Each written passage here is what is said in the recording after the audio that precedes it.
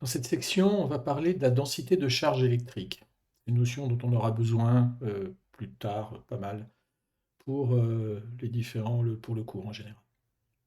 Donc, vous la connaissez déjà, la notion de densité. Alors, il ne s'agit pas de la densité qui est le rapport que vous avez eu l'occasion peut-être sans doute de regarder, qui est le rapport entre la densité, la masse volumique d'un fluide et la masse volumique de l'eau, par exemple. Non, là, cette notion de densité-là, elle est plus générale. Euh, Densité linéique, d'abord, je prends un exemple. Imaginons une route bordée d'arbres. À ce moment-là, la densité d'arbres par kilomètre, la densité d'arbres, ça va être 20 arbres par kilomètre, par exemple. Comment vous faites pour la calculer? Ben, vous comptez le nombre d'arbres, la distance que vous avez parcourue, et puis vous faites le rapport entre les deux. Même chose pour la densité par unité de surface ou par unité d'air. Par exemple, pour la population d'un pays, vous dites combien il y a d'habitants en France, il y a 70 millions d'habitants, quelle est la surface, l'air du pays, c'est 550 000 km² environ. Ça vous fait à peu près 120 habitants par kilomètre carré, en faisant le rapport. Oui, je mets ici la notation km-2 pour montrer la notation standard qu'on utilise. Ensuite, vous pouvez étendre ça. On a fait le cas une dimension, le cas deux dimensions. Vous pouvez étendre ça à la densité volumique, en masse par exemple, unité de volume. Je ne sais pas, imaginons que vous soyez capable de mesurer la quantité de plancton ou la masse de plancton dans l'eau de mer. Ben, vous direz que vous avez telle masse de plancton, je ne la connais pas, hein, telle masse par unité de volume. Donc ça s'exprimera en kilos par mètre cube. Donc kilo, mètre moins 3. Pour aller un petit peu plus loin et pour commencer à faire quelques calculs, la densité, on va reprendre l'exemple de la densité linéique de charge.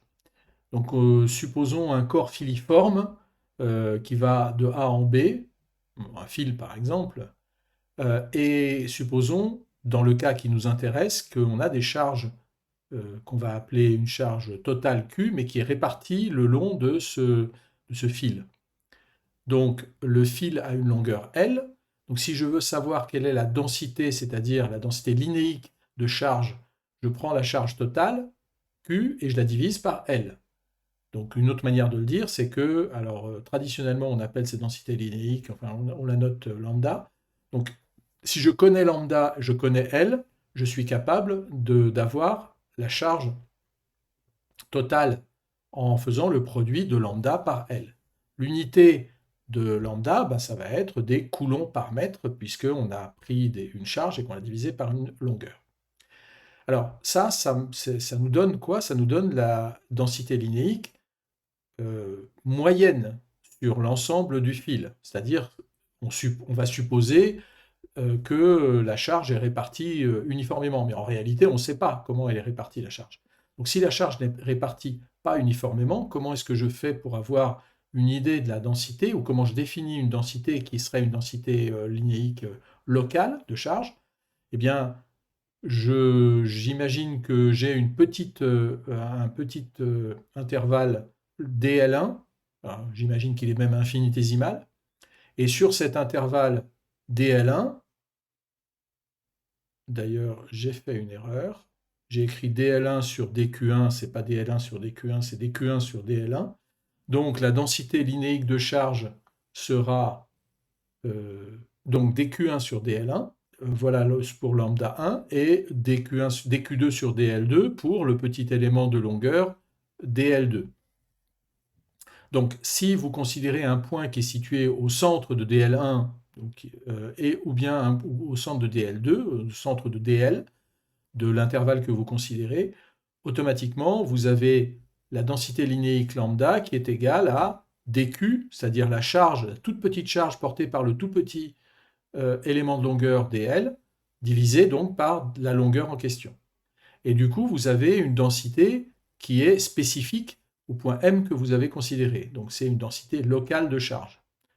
Si maintenant je veux calculer la charge totale, ben la charge totale, Q, ça va être la somme de toutes les charges portées par chacun des petits éléments dl que je pourrais déterminer, enfin que je pourrais représenter ici par tous les petits, si je découpais, si vous voulez, la longueur AB en petits éléments infinitésimaux dl.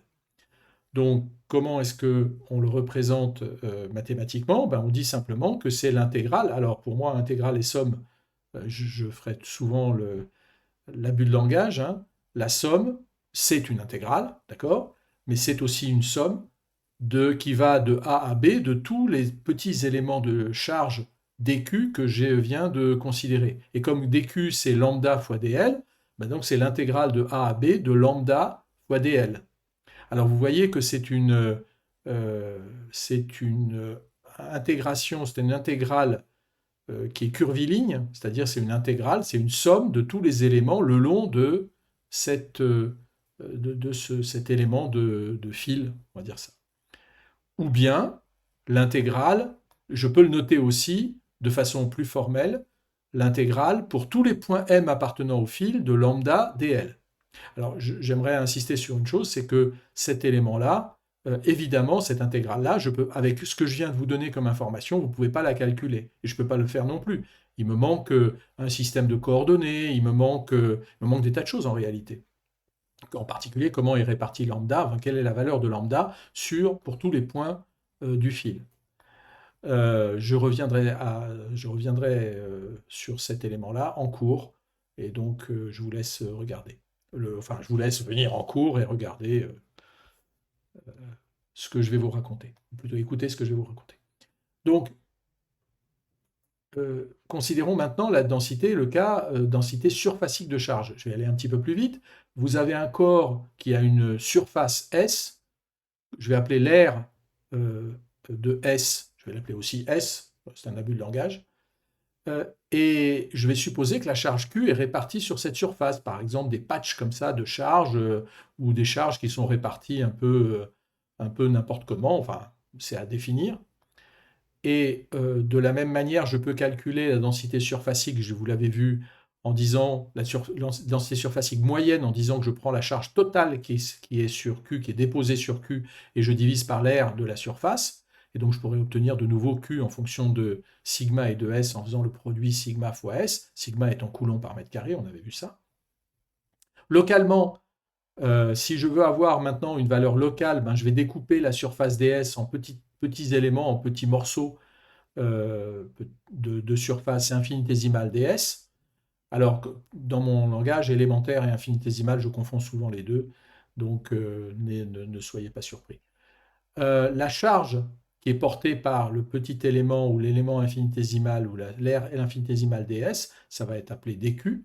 Et donc, au point M qui est au centre de cette surface élémentaire ds, la valeur de sigma, ça va être dq, enfin le rapport des deux, toujours pareil, la charge portée par la petite surface divisée par l'aire de cette surface. Donc dq, ça va être sigma fois ds.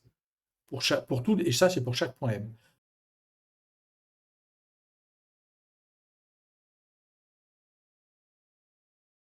Donc si je veux avoir la charge totale, Q, ben, j'écris que c'est l'intégrale pour tous les points qui appartiennent à S. Il faut encore savoir comment est-ce qu'on fait cette intégrale. Encore une fois, je le dirai en cours. C'est sigma fois ds. Alors là aussi, il manque un système de coordonnées que je peux répartir sur la surface pour exprimer ds en fonction de ces coordonnées. Et puis, il me manque sigma, et je vous donnerai un exemple en cours de nouveau. Enfin, si on veut regarder le cas à 3 dimensions, donc avoir regardé la densité volumique de charge, on prend un corps matériel de volume V et on prend une charge Q qu'on répartit à l'intérieur de ce corps, enfin, qui se trouve répartie dans ce corps. Alors, dans ce cas-là, la densité volumique de charge, c'est ρ qui va être la charge divisée par le volume, vous commencez à avoir compris le système. La charge en question, donc totale, je peux la calculer en écrivant que je prends cette densité volumique ρ que je multiplie par V, et c'est là qu'on voit que ρ, c'est en fait la densité volumique moyenne. Donc l'unité, c'est toujours le coulomb par mètre cube de ρ.